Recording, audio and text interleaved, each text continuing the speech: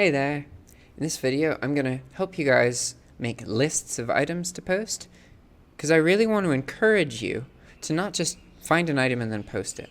That's good to just understand the premise of dropshipping. You have a posting process, but it's important that you don't waste your time. And most people, when they begin, they spend way too much time thinking about what to post. So if you get in the habit of making a list of items and then later going through and posting those items, you find that you're much more efficient with your time, which is really important when you first get into dropshipping, because it's all about establishing dropshipping into your regular routine. What's important isn't how much money you earn at the beginning, it's whether you do dropshipping related tasks on a regular basis over a period of years. Some people can do it in one, some people two, but the point is you have to establish it as regularity in your life. As long as you do that, you will be able to earn as much money as you need. So it's all about getting into those good habits. So let's use a tool called Session Buddy to help us accomplish such things. Session Buddy is a free Google Chrome extension that you can get. You can just Google Session Buddy. Here's the name. Now the way this works is it records the tabs that you have open, and it also allows you to save tabs that you have open and also to open a bunch of tabs, right? So using this tool also gives you the ability to open a list of items, which is quite convenient.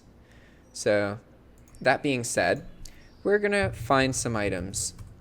Let's go to Walmart, and I'm going to search for, whoa, we're way too zoomed out right now. I'm going to search for something. Let's see. I like the keyword supply because there's a lot of things in this keyword. It's a very broad category. Like, look at that. The raw form of it has 2 million results. That's quite a lot. And we're just going to pick a couple of these. So let's pick these post-it notes, and whoa, that's a big safe. We're not going to worry about the safe.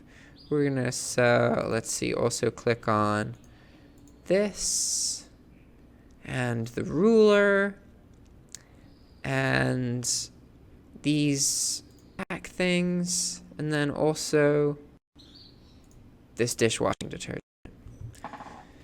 So, believe it or not, we've already made our list. And it's already in an accessible form because of Session Buddy. So you can see now, if we go into Session Buddy, we can see all of the items that we have up right now. So this one right here is supply, which is the search term that I use to find the items. But now, say that we wanted to drop ship these items. Look, I can exit everything, right? I don't even need that anymore. I just made my list of items. I'm going to go off on my day, compartmentalize my tasks, do something else, and then come back.